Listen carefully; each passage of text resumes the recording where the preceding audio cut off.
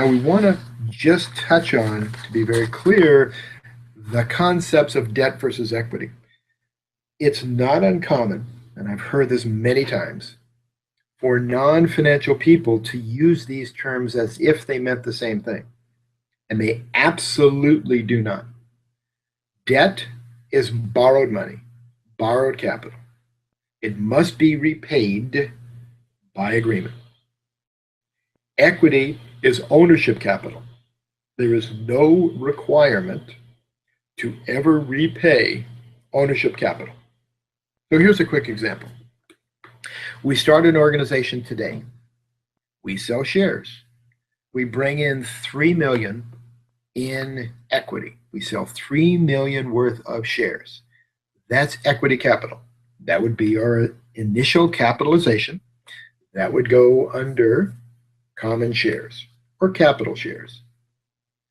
We haven't borrowed money yet. We would have zero debt. Then we go to the bank and we borrow money to finance our accounts receivable.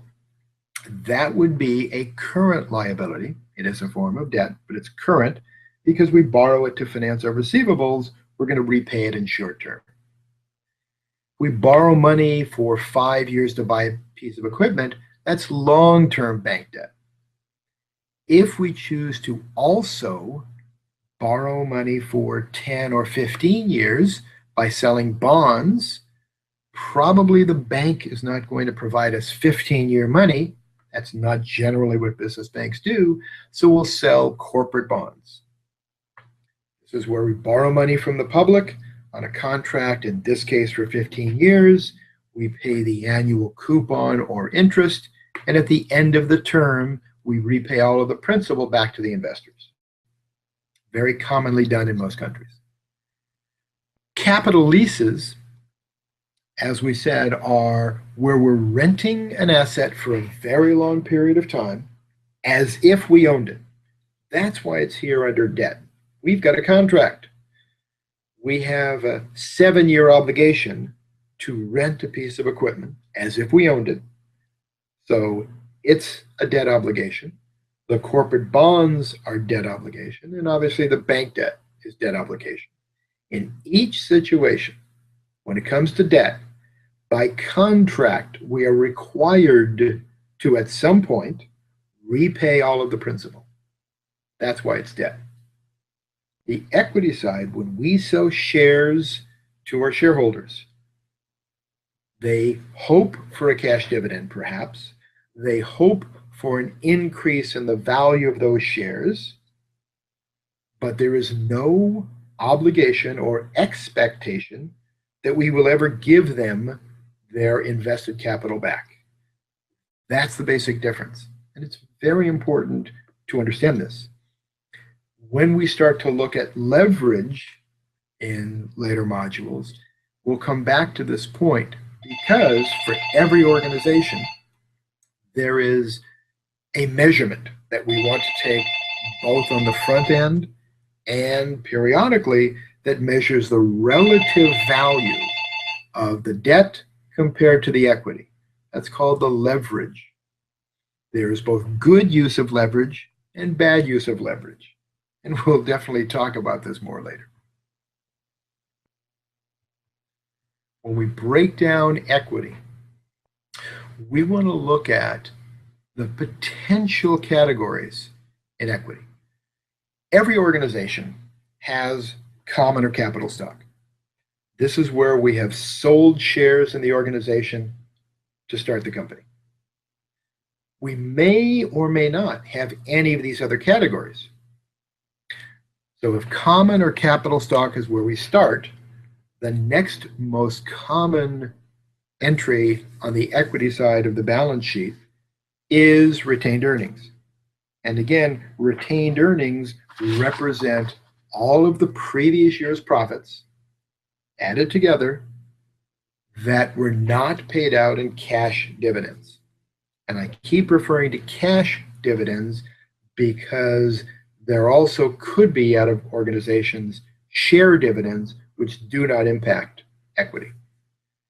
So every organization has common or capital stock. Most, if they have been around for longer than a year, we'll have retained earnings. If it's negative, that quickly tells us that the company has lost more money than it has earned from the day it started. But in most entities, we're going to see retained earnings as a positive number and growing over time. So those are the two most common. What you may find, if you move up to the top of the slide, is preferred stock or preferred shares. These are optional. No organization is ever required to sell preferred shares. And the reason they're listed above common shares is because of the agreement, the contract between the company and the investors. Preferred shares are truly equity. Investors give us cash, we give them preferred shares, they get their dividend, they never expect to get their principal back. However, it acts like, it looks like debt. The reason that accounting says this is preferred shares get paid their dividend before common shareholders do. Very important distinction. In fact, in many organizations, common shareholders get little to no dividend, and preferred shareholders get a guaranteed, fixed, required cash dividend. Common shares move up and down, and most of us have seen this in the marketplace with many of the high-profile companies.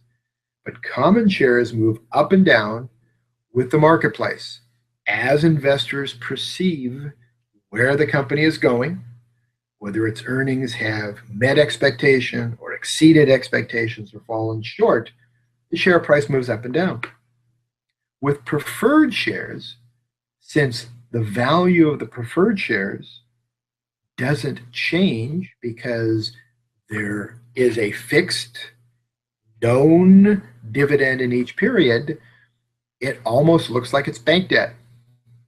If it's a 3% or a 10% dividend each period, that doesn't vary. It's established at the time the organization sells the shares.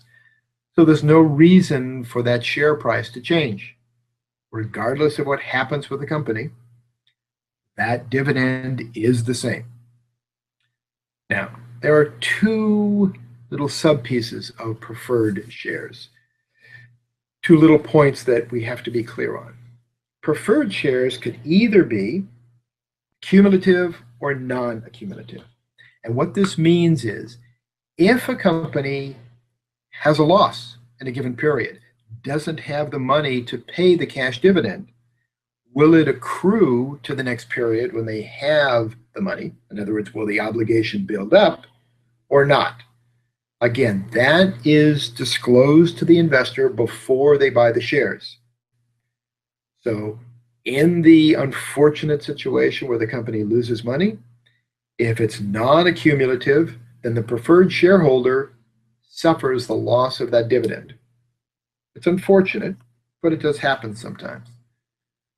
The other form is where the obligation builds up over time, if there are years that are non-profitable, and is repaid in the future when the company is profitable enough. So clearly, the relative price of these two situations, these two options, is different. If you're an investor and you're looking at preferred shares because you want a fixed regular dividend you can count on, and you think the company potentially could suffer a loss, as any company could, which of the two options are you more comfortable with? Preferred that accumulates its dividend if it's unpaid, or preferred that does not? Well, clearly the marketplace is willing to pay more for a preferred share that accumulates its dividend. So that's the only reason there could be two different prices. But that's only at the beginning when the firm sells the shares. The other interesting thing is that with preferred shares, you have no voting rights. Common shareholders vote for the board, vote for other things. You have input on the future of the company. When you buy preferred shares, no voting rights, fixed dividend, is equity, acts like debt. Because it has to be paid first before common shareholders get their dividend, that's why on the balance sheet we're required to record it first. You'll notice on the slide, preferred stock, common stock, retained earnings, in that order. The fourth item here, you may not see ever, or if you do, it's infrequent.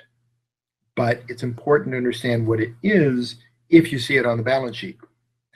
Treasury stock refers to the shares of our company, our organization, that we previously sold that we decided to buy back. So if we sell shares, it increases equity and increases cash. If we buy our own shares back, it uses cash and reduces equity.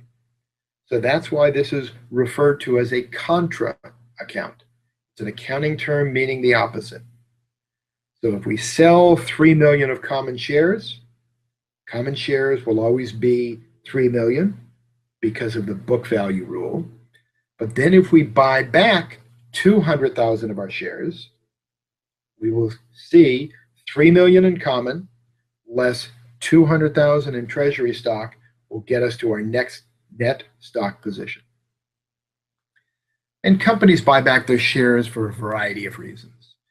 Reduce the number of shares in the marketplace, increase the earnings per share, perhaps buy out an unhappy shareholder, etc. There could be a number of reasons. Not done by most companies, but the option is there for every company. So that's the deep dive into the equity part of the balance sheet.